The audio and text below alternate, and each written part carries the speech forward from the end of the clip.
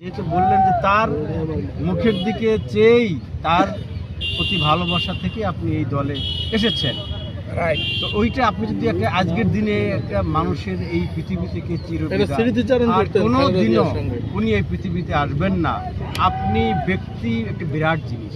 আপনি যদি এই প্রসঙ্গটা আপনার একটা স্মৃতিচারণা কেমন ছিলেন? আমার স্মৃতিচারণা একটু বলি, বাংলাদেশ আমাকে মাফ করবেন আপনারা আমাকে, কিন্তু স্মৃতিচারণটা এরকম। 8ই ফেব্রুয়ারি 2018 উনি জেলে গেলেন। এর আগে 3রা ফেব্রুয়ারি উনি লা মেরিডিয়ানে উত্তরাতে একটা মিটিং ডাকলেন। উনি সারা বাংলাদেশের কোনো নেতার কথা শুনলেন না, শুধু বললেন ফখরুল তুমি একজন লোকের নাম ঘোষণা করো, আমি তার কথা শুনতে চাই। এবং হঠাৎ করে জনাব ফখরুল ইসলাম আলমগীর ঘোষণা করলেন এখন আপনাদের সামনে বক্তব্য রাখবেন অ্যাডভোকেট ফজলুর রহমান।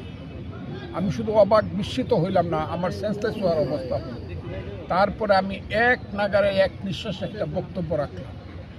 আমি যখন চলে যাই ওনার চোখে পানি ছিল, ওনার সামনে যখন গেলাম তখন উনি বলেছিলেন যে আপনার বক্তৃতা শুনে আমি 20 বছর জেল কাটতে পারি।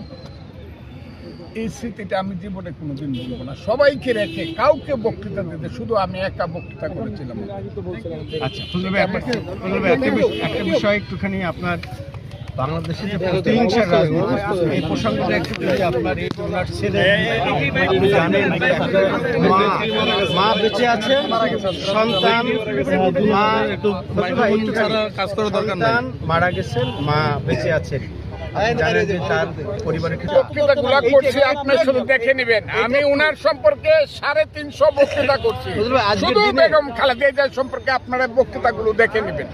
আমি শুধু বলি মায়ের সামনে সন্তানের লাশের কিন্তু জবাব নাই, এটার কোনো সান্ত্বনা নাই। বাংলাদেশে প্রতিহিংসার রাজনীতির প্রসঙ্গটা এটা বন্ধ হওয়া উচিত, বন্ধ হওয়া উচিত। সেই প্রতিহিংসা